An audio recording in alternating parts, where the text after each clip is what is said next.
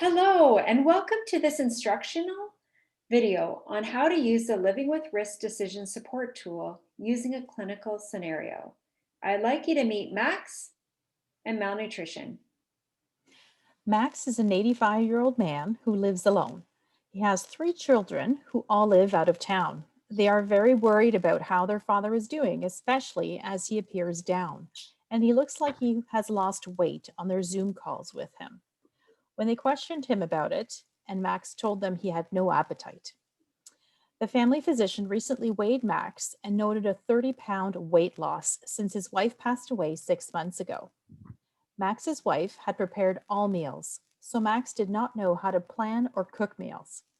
Max also indicated that he has no interest in food or any of his previous social activities.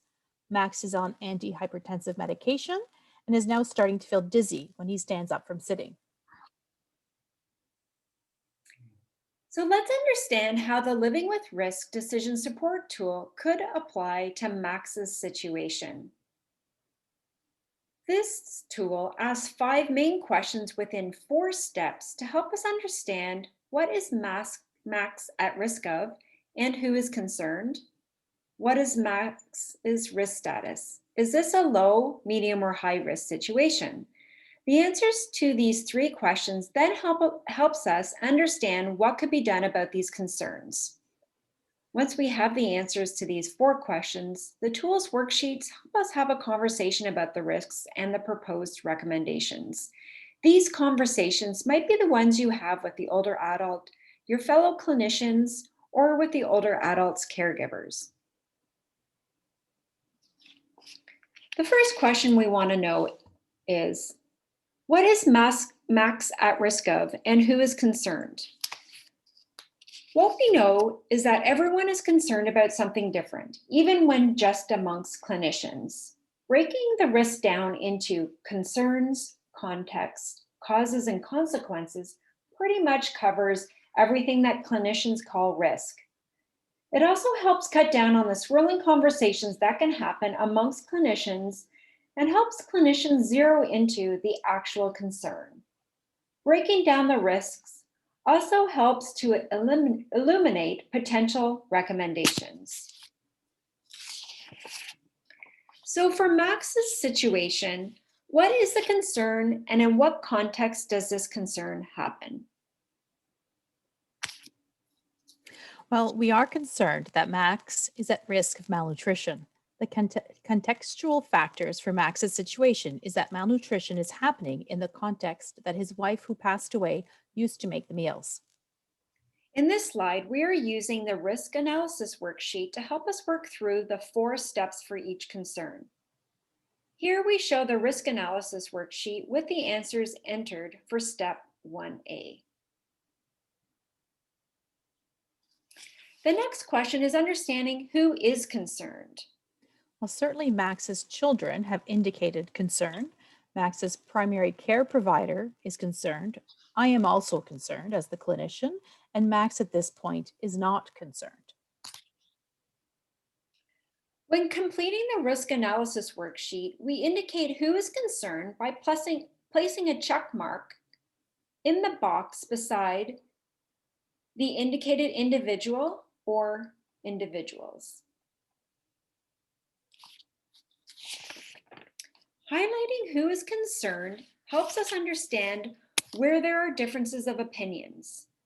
This tool is most useful when there are differences of opinions. In this case, Max's children and the clinician were similarly concerned, but Max was not concerned about his weight loss.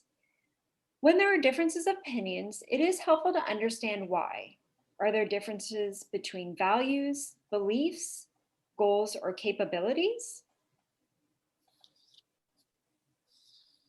In Max's case, he's still grieving his wife, and he has not been aware of the impact of his grief and possibly low mood on his health, and more specifically, his weight.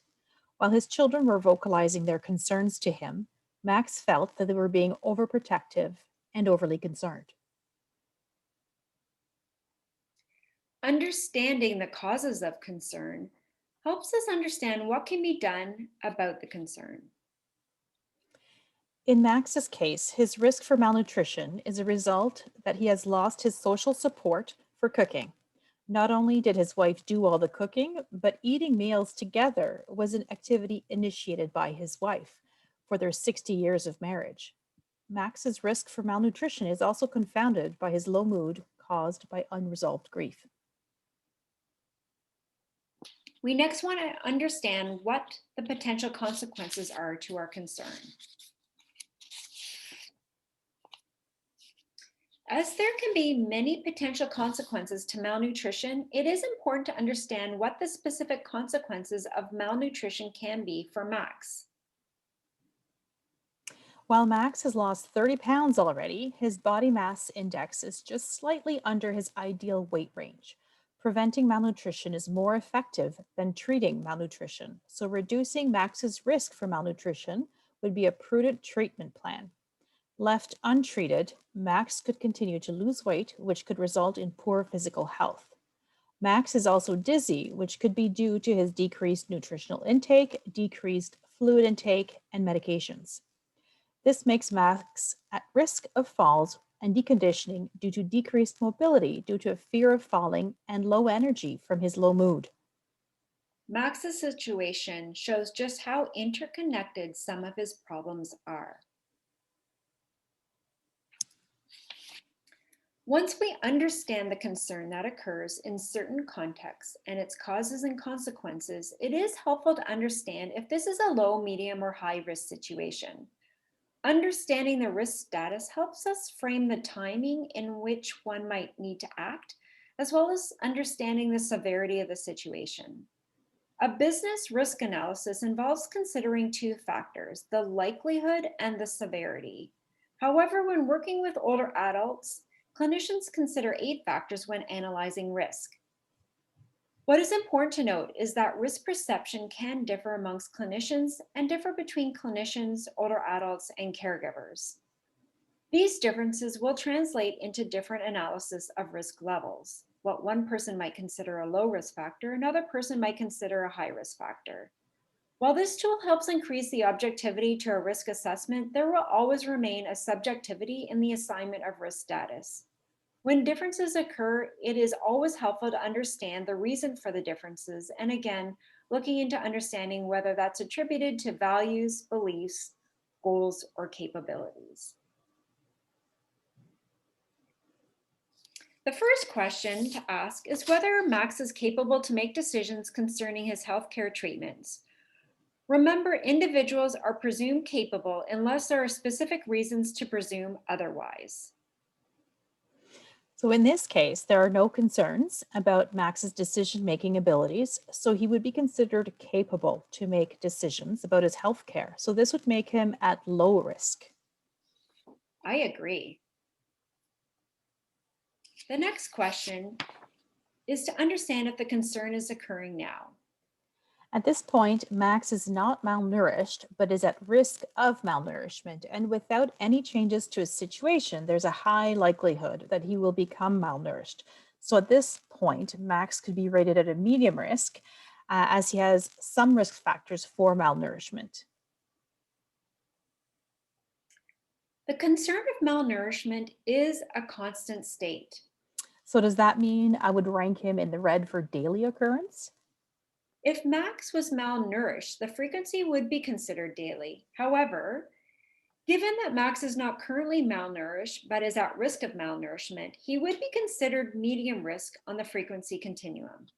I agree that the risk is present but not urgent. The next factor considered is the likelihood of Max becoming malnourished.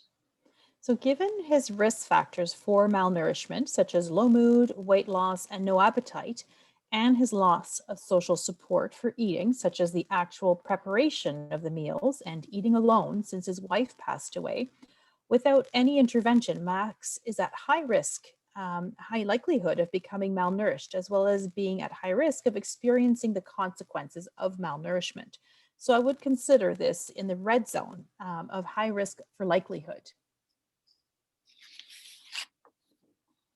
So where does Max fall on the severity continuum? Well, currently, Max's consequences of low mood, weight loss, dizziness could be considered moderate level consequences at this time. It is the hope that by addressing these consequences early, that we can prevent the consequences of malnourishment from becoming more severe.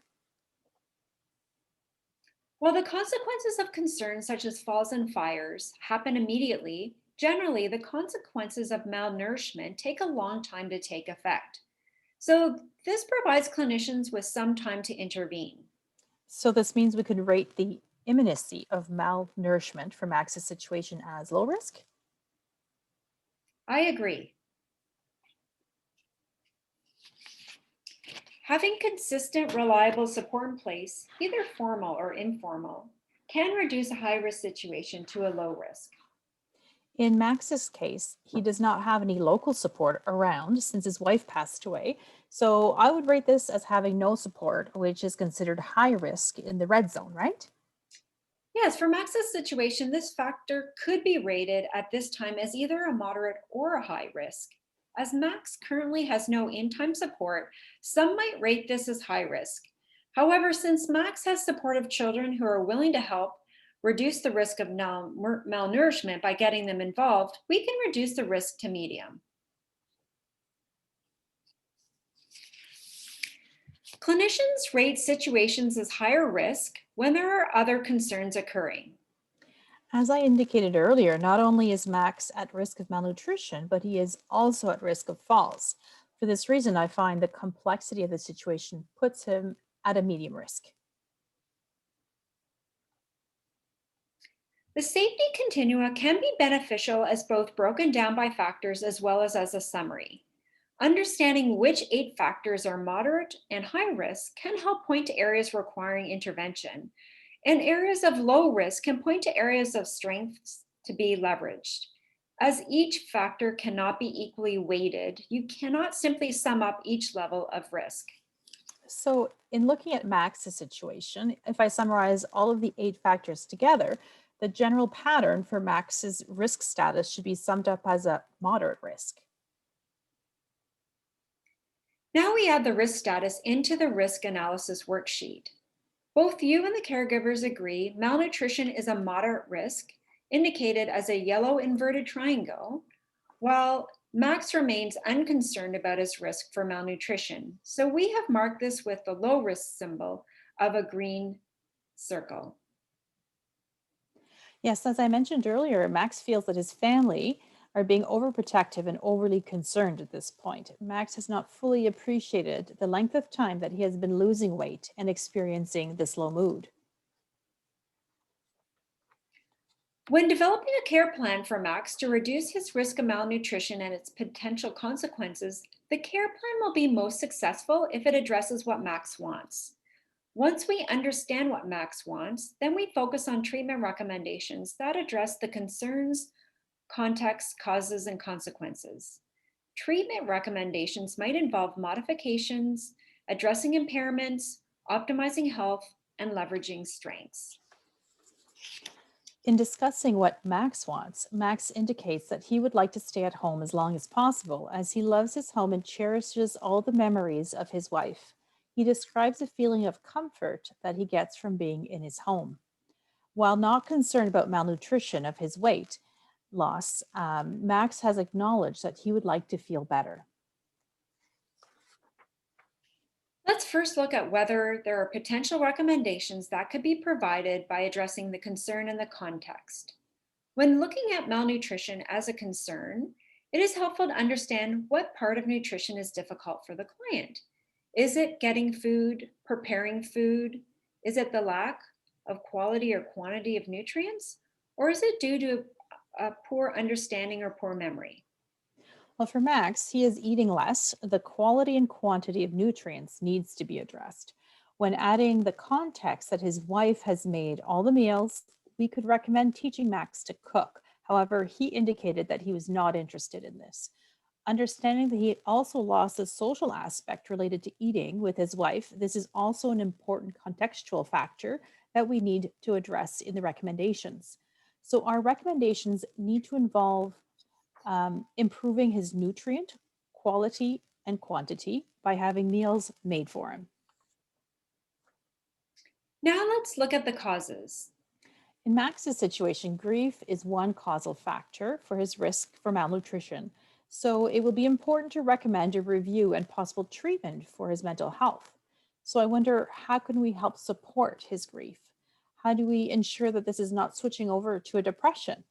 I also want to make sure that his medications are reviewed and not contributing to further poor health. Understanding the consequences also helps point towards potential recommendations and treatment options. In Max's case, I want to address the physical consequences of his risk of malnutrition that I identified as poor health, falls, and deconditioning. For these potential consequences, I could recommend fall risk prevention interventions and exercise prescriptions. I would also recommend increased visits to his primary care provider to monitor his weight and low mood. To address the emotional consequences associated with his malnutrition, I may want to recommend increased socializing at mealtime.